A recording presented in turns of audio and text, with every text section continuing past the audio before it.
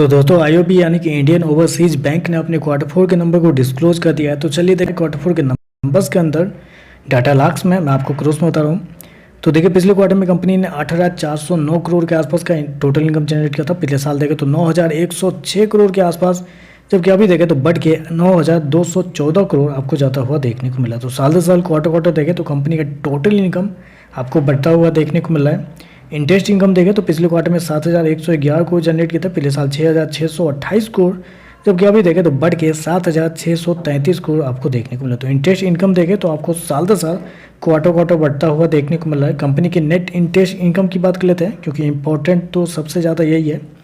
तो देखिए पिछले साल की बात करते हैं तो पिछले साल कंपनी का नेट इंटरेस्ट इनकम 2,763 करोड़ के आसपास था। पिछले क्वार्टर में 2,789 करोड़ का, जबकि अभी देखें तो इस क्वार्टर में कंपनी का जो नेट इंटरेस्ट इनकम है 3,883 करोड़ आपको जाता हुआ देखने को मिला। तो यहाँ पे देखें तो आपको साल दर साल क्वार्टर क्वार्टर कंपनी के नेट इंटरेस्ट इनकम के अंदर तेजी आपको देखने को मिले, जो कि एक अच्छी बात है। यहाँ पे खर्चे की बात करते हैं, पिछले क्वार्टर में 6,143 करोड़ खर्च किए थे। पिछले साल 7,145 करोड़, जबकि अभी देखें तो 6,596 करोड़ आपको देखने को मिल रहा है। तो यहाँ पे एक अच्छी चीज़ निकल के आ रही है कि कंपनी के खर्चे बहुत कम आपको देखने को मिला है। स्पेशली खर्चे कम हुए कंपनी के एम्प्लॉय बेनिफिट पे, क्योंकि पिछले साल कंपनी ने 2,517 करोड़ एम्प्लॉय बेनिफिट के नाम पे खर्च किए थे, जबकि इस क्वार्टर में मात्र 1,131 करोड़ के आसपास। तो मतलब आधा से भी कम कंपनी का एम्प्लॉय बेनिफिट आपको देखने को मिल रहा है, जिसकी वजह से एक्सपेंस आपको बहुत ही कम आपको देखने को मिल रहा है।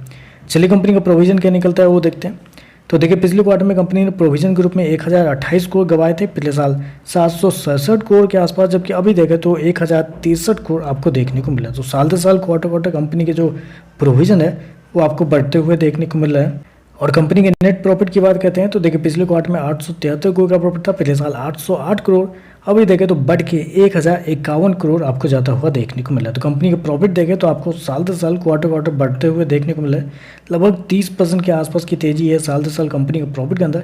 ये प्रॉफिट बढ़ा है बेसिकली, आप सच अगर अच्छे से आपने कंपनी के नंबर्स को देखा होगा तो प्रॉफिट बढ़ने का एकमात्र रीज़न है वो है कंपनी का एम्प्लॉय बेनिफिट, क्योंकि एम्प्लॉय बेनिफिट के नाम पे ही कंपनी को जितने पैसे बचे हैं उसकी वजह से ही प्रॉफिट बढ़ रहा है। अदरवाइज प्रोविजन बढ़ता हुआ देखने को मिल रहा है। इस वजह से हो सकता था कि कंपनी के नंबर थोड़े से कमज़ोर होते, लेकिन एक्सपेंस कम है, जिसकी वजह से कंपनी का प्रॉफिट आपको बढ़ता हुआ देखने को मिल रहा है। ईपीएस की बात, एनपीए की बात करते हैं तो देखिए पिछले साल कंपनी का ग्रॉस एनपीए 3.10 था। अभी देखें तो 2.14 है, जबकि पिछले क्वार्टर में 2.55 के आसपास था। जबकि नेट एनपीए देखें तो 0.57 से गिर के 0.37 आ चुका है, जबकि पिछले क्वार्टर में 0.42 के आसपास। तो ओवरऑल लगा देखा जाए तो नंबर अच्छे देखने को मिल रहे हैं। रिवेन्यू प्रॉफिट सारा कुछ देखें तो आपको बढ़ता हुआ देखने को मिला। प्रोविजन थोड़ा सा बढ़ा है, वो चिंता वाली बात है।